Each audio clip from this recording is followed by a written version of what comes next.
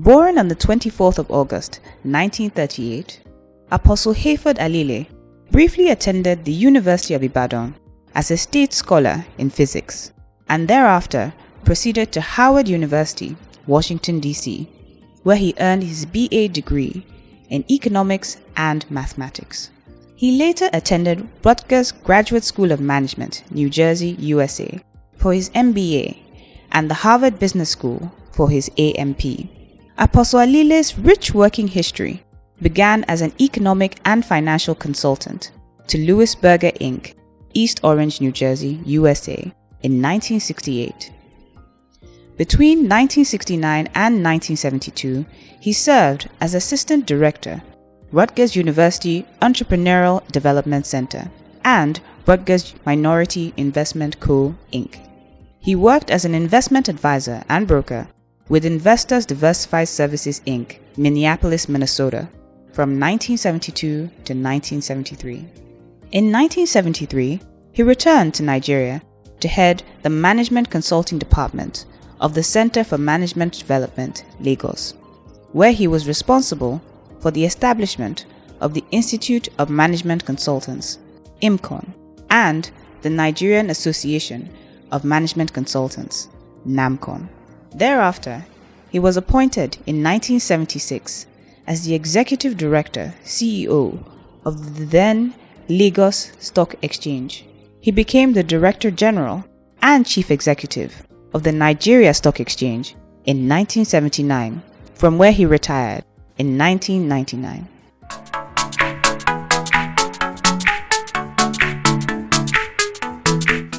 I would think the Nigerian Stock Exchange has really gone very far, telling those who are using the exchange for the acquisition of capital and those who are using stock exchange not only to buy shares but also to buy into companies that are fast growing in size and in qualitative ownership, qualitative of shares in companies which ordinarily the shareholders may not be able to penetrate into ownership of a big company such as Shell. You may not be able to just go to the reception hall of Shell and say to whoever is managing that place, and I would like to have 1,000 shares of your company. I don't know how much it is worth, and they'll give you a share certificate with 1,000 shares written on it. He has a close relationship with all his children, but the good thing about him is that regardless, we're 8 kids. As you think, you always think that you're the closest to him. Then you find out another person thinks he's the closest to him as well, because he just finds a way to make you feel special and individual because he gives you all his attention. So if you talk to another sister of mine, they'll think they're the closest to him. So we all have our different things to say about him. I mean, he's such an amazing person. And I'm going to try and separate it in two ways, as a father and as a human being. He's an amazing man. He's just someone that, especially now, when you get older, you begin to appreciate them more. When you're younger, you'll be thinking they're just being a bit too tough. But now, because I'm also a mother, I see the reasons why some things were done the way they were done. He's a man of high integrity, a man that loves everybody. My father sees no wrong with anybody. You come and complain to him, this is what this person did to you. Say, maybe they did it for a reason. You have to accept them like this, So he was always one of those kind of people, and he still is. And one of those people that gathers people all around him. I mean, when we're growing up, in the house, we'll never have anybody less than 30 people living with us.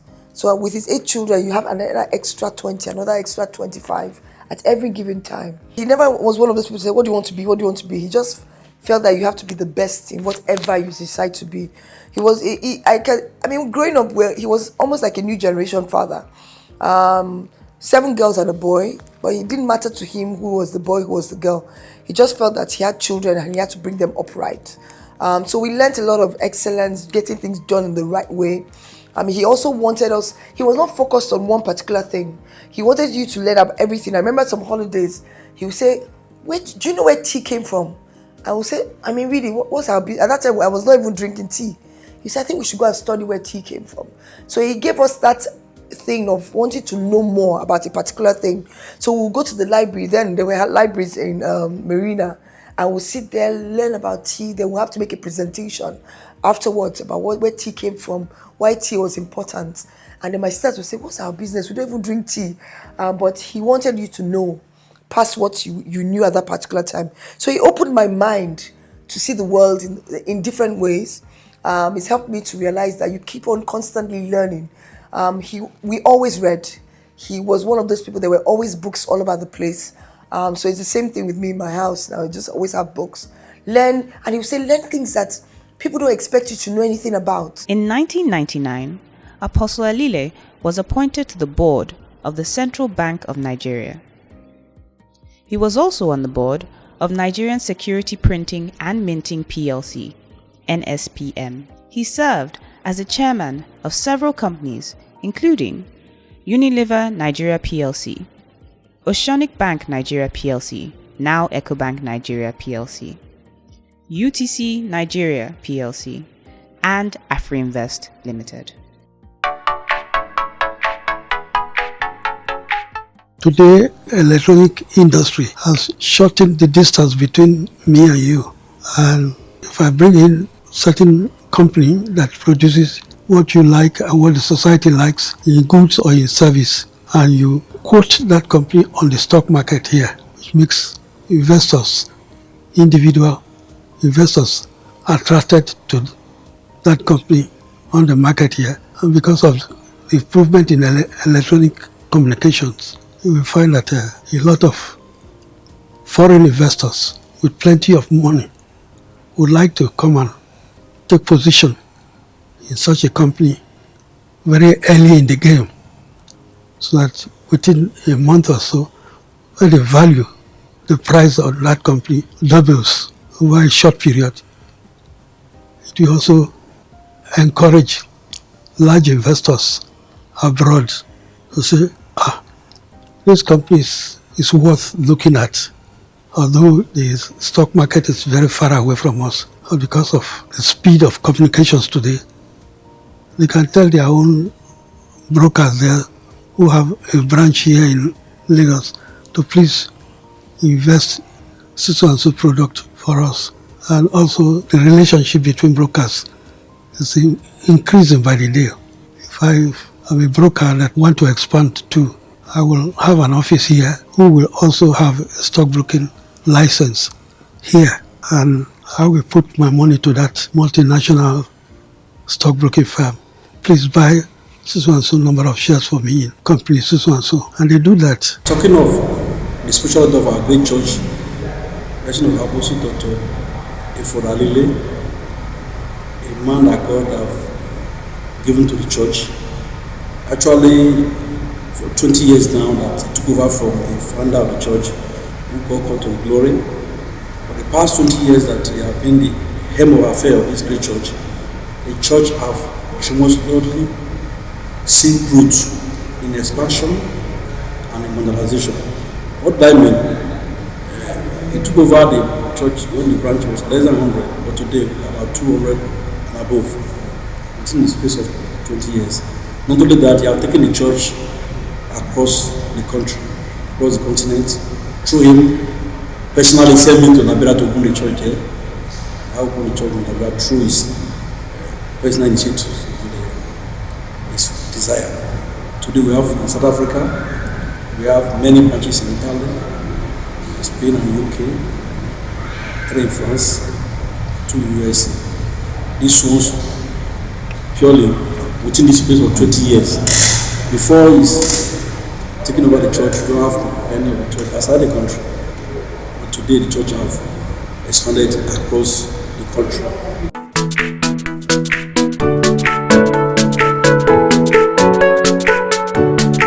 The challenges facing them is, one, having a stockbroker that you can trust. To a great extent, I think that because of the rules governing membership and license for stockbroking.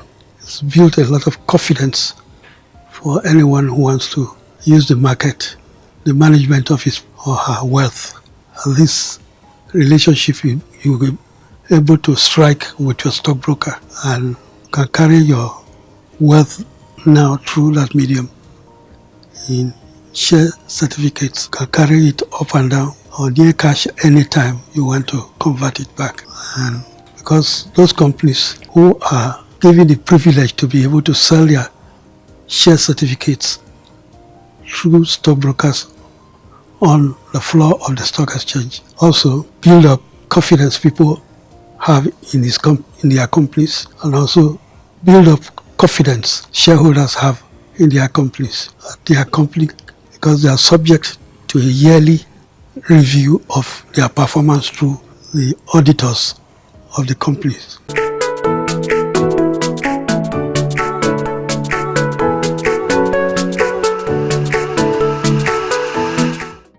It failed because we want it to be. Generally, no matter how big the company is, you can bring it to the market, no matter how small it is. And once it's announced that, depending on the confidence that the public has in that company and its performance, and the market accepts it through its stockbrokers that this has a good future because the company is good. You will find that if they put company through the stockbroker or a finance house at a certain amount, the second day the brokers could offer it to the market, shares to the market, and the other brokers could come with cash and say, I want 10% of that offer at so and so price. And then it picks up. The day after, it increases. It's unfortunate that the people who bring SMEs to the market just brought it in as like a limited liability company. So when it's going to bring it in, it should make some noise about it.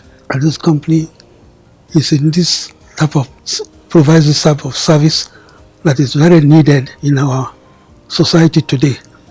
And therefore, the trading of its shares will grow according to the way society perceives its product and services. Let me start by saying, congratulating Apostle Hayford Alile on his 80th birthday, and also to thank you for inviting me to participate in the discussions. He was Director General of the Nigerian Stock Exchange from 1976 to 1999, I believe. Through that period, he made significant contributions, from stabilization of the exchange to introduction of the NSE All-Share Index, which got to 1,000 by the time he was leaving in 1999, to working with the ecosystem to establish the clearinghouse, the Central Securities Clearing System, to introducing automated trading, so stopping the call-over process, which is a manual process, and using computers to trade. So significant milestones that he introduced while he was here. I think he's also the longest reigning DG of the exchange. I think he was here for about 23 years in that capacity. I have to say that some of the contributions that he made were very fundamental to building the kind of foundation that has allowed subsequent administrations to grow the market in significance and position it as one of the biggest in Africa today. I was at the birthday celebrations and you know, a wonderful man, great man, and he has left a very clear path for us that are coming behind him in integrity and in how to live even post-retirement. So there's a lot to learn from him, and we wish him all the best on behalf of the council, management and staff of the Nigerian Stock Exchange. Interest and the forces that we are moving. For example, I had interest in this capital market business. People like Omolayole, Onosade, who were big operators in the capital market, always appearing on television and radio interviews telling the world and young people like us, open your eyes and see what is happening. They really had influence on people like us. We have today a lot of stockbrokers who are sick, who took over from the Anosa days, the Malawa days, doing the education. And just as those elderly people influenced my direction in life, so also we who are now teachers to newcomers in economy and capital market issues. And we talk to them and recommend some books for them to buy and read. And I can tell you that Nigerians, students and graduates are following the market in a very, very dramatic manner. And I'm very impressed by what I'm seeing. I will describe Apostle Alile as a perfect gentleman, a very hard-working professional with absolute integrity and somebody you can depend upon. He's a great family man. He shows what a great man of God should be. I think one thing I would want to share about him is his diligence. Very hardworking. Whatever he wants to do, he does with all his heart. Apostle Alile has authored several books in management development in Nigeria and on the capital market. He is a philanthropist and mentors company executives. He has contributed everything. All you see there will be just a modification of what Alile did. The edifice, called the Stock Exchange House, remains his from the beginning, from no building. The technology, we may have time somewhere to talk about it. He transformed technology at the Stock Exchange. He brought in integrity, and integrity became questioned after he had left. So he is Stock Exchange, and the Stock Exchange is him. That's the summary of his contribution. If a matter is not peace-driven, then it's not worth engaging in. And so, whatever he does in relationship, in corporate life, where he's an icon, in the spiritual sphere, where he's also a wonderful spiritual leader. Calm, peace is the ultimate driver of the apostle I know. He's a giver. He's an unrepentant giver, driven by love, not because he wants to show off. The message is integrity. You must be a man of integrity all times.